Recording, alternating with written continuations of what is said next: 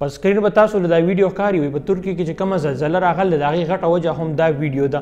تاسو ما سره دا ویډیو وګورئ، د دې نه پس تر سره بیا زه خپل پیغام شریک کوم.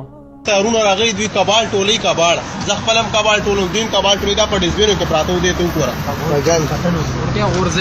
دا غورځئ دا په ډسبینو کې پراته. زما د ورور راوړل دلته دا وګوره، دا ټول دی خو به ونیسو دلته. دا ټول قرآن مجیدونه دي او روزانه موږ د دې نه زیات یا دومره قرآن مجیدونه هر ورځ د ډسبینو نه موږ راټولو او دلته راځو. دا ترکیه والا ته ښایو چې ترکیه والا ته ووایي دا قرآن مجیدونه دي، په دې زموږ او ستاسو ایمان دی، زموږ او ستاسو په نبي باندې نازل شوی دی، به حفاظت کوو. اوس وختي موږ هم تاڼې ته لاړو، تاڼه کې مې ویل دا قرآن مجیدونه دي، هغه ویل دا مفتیتال ته ویل جومات ته، چې جومات ته هم کله ویل امام صاحب ویل وي دلته نه دا وړئ، دا دلته نشته وایي، دا سپایر شوي دي. په دغه ویډیو کې تاسو کتلی شئ دا زموږ یو درې څلور وروڼه دي چې دوی وایي پښتانه وروڼه چې موږ په ترکیه کې د کباړ کار کوو، دوی قرآنونه راغیستي، قرآن مجیدونه دوی راغیستي دي او دغلته کې ډسبینونو ته تخنتي د کچرو ځګونه ته دوی ګزارلي دي او موږ ته راواغېسته دا چې موږ ویوړه جومات ته. نو کوم امام چې وایي چې یار دا قرآن مجیدونه چې دا ایکسپایر شوي دي، څنګه چې زموږ کتابونه هغه موږ راواخلو پای کې سلکټ ټیم وي هغې نه پس ایکسپایر شي. نو موږ ته وایي چې دا قرآن مجیدونه چې څونه دي دا ایکسپایر شوي، دا ویسې دلته کې مګ دی په جومات کې. که موږ وګورو د قرآن مجید دا حال دا روان څو کلونه روان دي، دقه شان دي، دا مسلسل چلیږي په دې باندې اوسه پورې چې هلته کې چا څه ایکشن نه دی اخیستی. دا پیغام مخکې دونه خلکو سره شریک کړي چې دا ډېرو خلکو ته ورسي، دغه ملکونو خلکو ته ورسي، په دې باندې څوک دغسې ایکشن والي.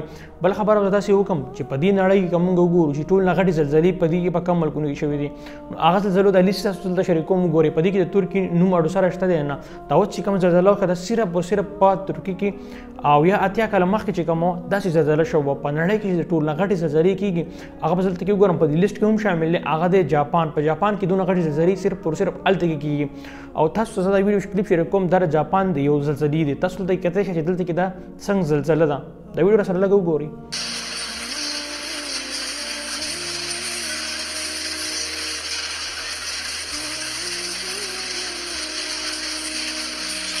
ان کې دا غو نوې پلانینګ هم دا دی چې دا زموږ نوي کورونه چې کوم وي هغه داسې مطلب یو قسم له یو ربړ وي چې مطلب زلزلې څه داسې یو سیټ ځي بل سیټ ځي خو هغه نه خرابېږي.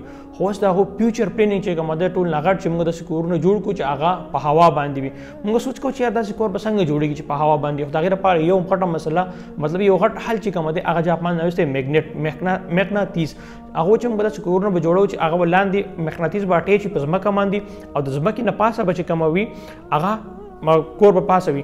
او که موږ چېرته کې وګورو اکثر چې موږ مقناطیس داسې یو بل ته ونیسو هغه داسې یو بل ته الټه اپوزټ زور کوي، داسې مکمل د یو بل په شا باندې زور کوي.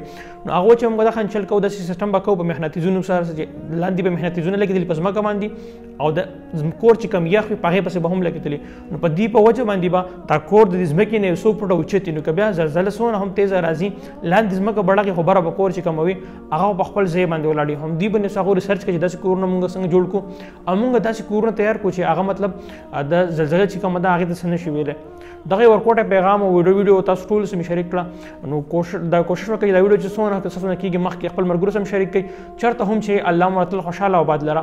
د لوی الله په امان.